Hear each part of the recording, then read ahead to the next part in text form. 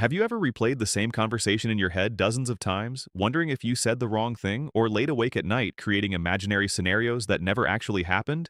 Maybe you've delayed making an important decision because you kept searching for the perfect answer, only to end up making no decision at all. If that sounds familiar, you're not alone. Most people believe overthinking means they're being careful or intelligent. They tell themselves they're simply analyzing every possibility before taking action. But what if overthinking isn't a sign of wisdom at all? What if it's your mind's way of avoiding uncertainty? The truth is, your brain was never designed to make you happy. It was designed to keep you alive. Thousands of years ago, constantly scanning for danger increased your chances of survival. Your ancestors who noticed every possible threat were more likely to avoid predators, harsh environments, and life-threatening situations. That survival system still exists today, but the dangers have changed. Instead of worrying about wild animals, your brain worries about rejection. Instead of preparing for storms, it prepares for failure. Instead of protecting you from physical threats, it tries to protect you from emotional pain. The problem is that your brain can't always tell the difference between a real danger and an imagined one. So when you have an important presentation, your mind doesn't simply prepare you, it creates dozens of worst-case scenarios. What if I embarrass myself? What if everyone judges me? What if I forget everything? What if I fail? Before you've even stepped into the room, you've already experienced the event hundreds of times inside your head. And every imaginary version ends badly. This is how overthinking steals your peace. It convinces you that worrying is productive. But worrying and solving are two completely different things. Imagine sitting in a rocking chair. You're constantly moving. You're using energy. You feel busy. Yet after an hour, you're exactly where you started. That's what overthinking does. It creates the illusion of progress while keeping you emotionally stuck. Psychologists often describe this pattern as rumination. Instead of finding answers, the brain loops through the same thoughts again and again, hoping repetition will somehow create certainty. But certainty never arrives, because certainty doesn't exist. Think about every major decision you've ever made. Choosing a career, starting a relationship, moving to another city, launching a business. None of those decisions came with guarantees. Yet your brain desperately wants guarantees before it allows you to move forward. And when it can't find them, it keeps thinking. The strange part is that the more you think, the less confident you often become. At first, the answer seems simple. Then you consider another possibility. Then another. Soon every option has advantages. Every option has risks. Every choice feels wrong. Eventually, making no decision feels safer than making the wrong one. This is known as analysis paralysis. Your intelligence becomes trapped inside endless evaluation. Instead of using your mind as a tool, your mind begins using you. That's why some of the smartest people struggle with overthinking the most. Their brains are incredibly skilled at imagining possibilities. Unfortunately, those same abilities also make them experts at imagining disasters. A single comment becomes proof someone secretly dislikes them. A small mistake becomes evidence they're not good enough. One uncertain outcome becomes a prediction of total failure. The brain fills in missing information with fear because fear feels safer than uncertainty. If you expect the worst, you believe you'll be prepared, but that's another illusion. Research consistently shows that most of the things people worry about never actually happen, and even when difficult situations do occur, people usually handle them far better than they imagined they would. Your mind, however, rarely remembers that. It remembers the uncomfortable feeling.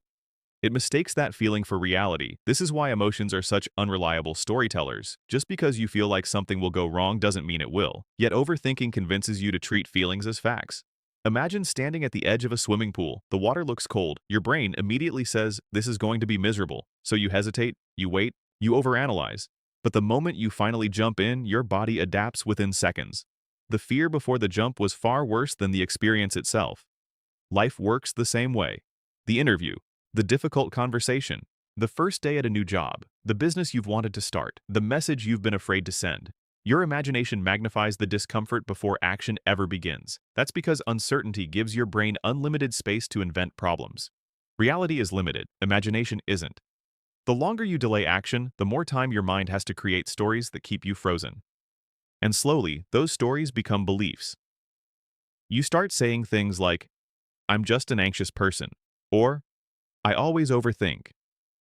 But overthinking isn't your personality. It's a mental habit. And like every habit, it's strengthened through repetition. Every time you chase another answer, search for another reassurance, or replay another memory, you're teaching your brain that uncertainty must be solved before life can continue. But that's a game you'll never win, because life has never promised certainty. It only offers possibility. The people who seem calm aren't the ones with all the answers. They're the ones who've accepted that not every question needs one. The turning point comes when you stop trying to control every possible outcome and start focusing on the only thing you can truly control, your response. Think about a skilled sailor crossing the ocean. They can't control the wind, the waves, or the weather. If they waited for perfect conditions, they'd never leave the shore. Instead, they learn how to adjust their sails no matter what the sea brings. Your mind works the same way.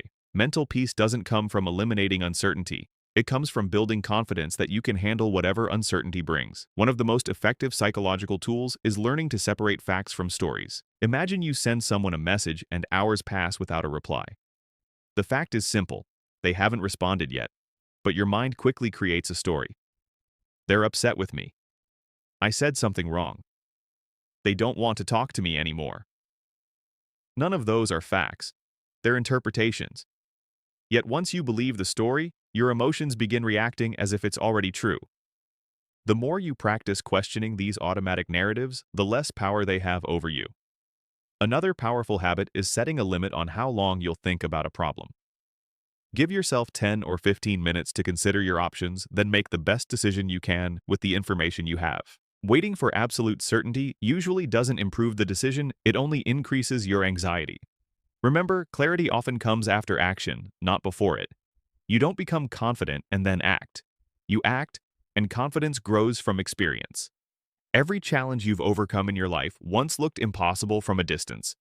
But once you stepped into it, you discovered strengths you didn't know you had. The same is true today. The peaceful mind isn't empty. It isn't free from worries. It's simply a mind that knows when to stop listening to fear.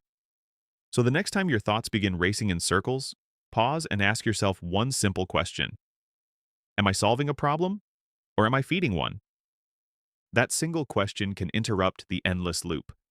Because overthinking isn't proof that you care more. It's proof that you've forgotten to trust yourself. And the moment you choose action over endless analysis, you reclaim something far more valuable than certainty. You reclaim your peace.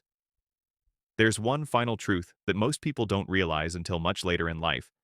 The quality of your life is determined far less by the thoughts that enter your mind than by the thoughts you choose to believe. You cannot stop your brain from producing worries. It was built to predict problems. That's its job. But you can decide whether every thought deserves your attention. Think of your mind like a busy train station. Hundreds of trains arrive every day, but you don't have to board every single one. Some thoughts deserve your focus, others are simply passing through. The more you practice letting unnecessary thoughts go without chasing them, the quieter your mind becomes. Not overnight, but little by little. Real mental peace isn't the absence of thinking. It's the ability to think without becoming trapped by your own thoughts. And once you master that skill, you'll discover something remarkable. The world around you hasn't changed, but your experience of it has. The same challenges remain, the same uncertainties exist, yet they no longer control your emotions. That's true freedom. Not having a perfect life, but having a peaceful mind, no matter what life brings.